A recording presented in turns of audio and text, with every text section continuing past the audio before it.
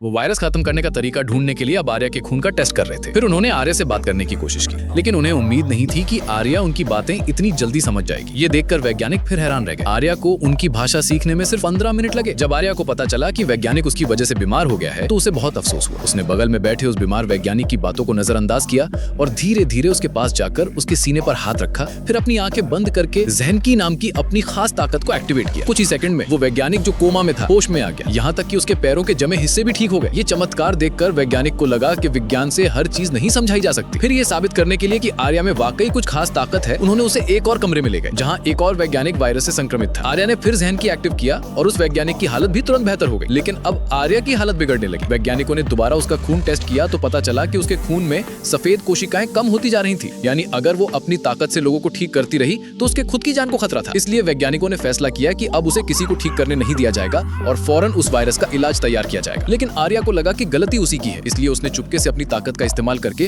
वहां के गार्ड्स को बेहोश किया और निकल गई। वो सीधे उन सभी बीमार वैज्ञानिकों के हॉस्टल पहुंची और अपनी ताकत फिर से इस्तेमाल की। जब लोगों को पता चला तो सभी बीमार वैज्ञानिक पूरी तरह ठीक हो चुके थे, लेकिन आर्या खुद बेहोश होकर जमीन पर गिर गई। हालत काफी नाजुक थी, तो वैज्ञानिकों ने उसे वुजुनफांग नाम के एबिन में भेज दिया और फिर उसे एक सीक्रेट अंडरग्राउंड मेडिकल सेंटर में एडमिट कर दिया। सौभाग्य से कुछ इलाज के बाद आर्या को होश आ गया। अब उसे अंदाजा हो गया था कि उसके पास ज्यादा वक्त नहीं है, इसलिए उसने बहुत बड़ा राज बता दिया जो 1 लाख साल से छिपा हुआ था। इस राज के मुताबिक दूसरी पीढ़ी के वैज्ञानिक आर्या की दी हुई लोकेशन पर एक छोटे से कस्बे में पहुंचे और वहां उन्हें एक अजीब जगह मिली। एक बूढ़े के घर में चाय का प्याला हिलने लगा। रिसेप्शन पे बैठी महिला रिपोर्ट पढ़ने में गुम थी और किचन वाला 10 मिनट में 3 बार गलतियां कर गया। सबको लगा कुछ गड़बड़ है। इसी दौरान जब लोग एक गुम हुए डॉक्टर के घर की जांच कर रहे थे, एक कुरियर एक पैकेट लेकर आया। आर्या ने वो पैकेट खोला तो उसमें एक अजीब सी दवा वाली सिरिंज थी, लेकिन वो समझ नहीं पाई कि ये क्या है। उसी रात गाँव के सभी लोग बिना कुछ कहे गोदाम की तरफ बढ़ने लगे। अगले दिन आर्या और उसके दोस्त गोदाम के पास पहुंचे और उन्होंने एक एलियन स्पेसशिप का डिजाइन देखा और पीछे एक असली स्पेसशिप भी बन रही थी। जब आर्या ने ज्यादा जांच की तो उसे समझ आया कि गांव के लोग अजीब बर्ताव इसलिए कर रहे हैं क्योंकि एलियंस उन्हें कंट्रोल कर रहे हैं। हर रात ये लोग एलियंस के कंट्रोल में आकर स्पेसशिप बना रहे थे। अगर स्पेसशिप बनकर उड़ गई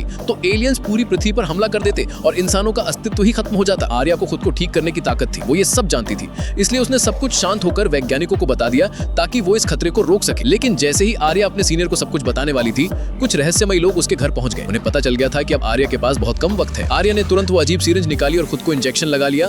तभी उन्हें उन लोगों ने पकड़ लिया। फिर एक डब्बे से उन्होंने एक एलियन जीव निकाला जिसे वो आर्या को कंट्रोल करने के लिए इस्तेमाल करने वाले थे। जैसे ही एलियन का असर हुआ, आर्या की आंखें सुनहरी चमकने लगी। फिर उसके दोस्त विला में लौटे, लेकिन वहां आर्या नहीं थी। उन्हें फौरन शक हो गया कि कुछ गड़बड़ है, लेकिन इससे पहले कि वो किसी से मदद मांग पाते, अचानक उनके पीछे एक तेज रोशनी चमकी और फिर एलियन ने उन्हें कुर्सियों से बांध दिया।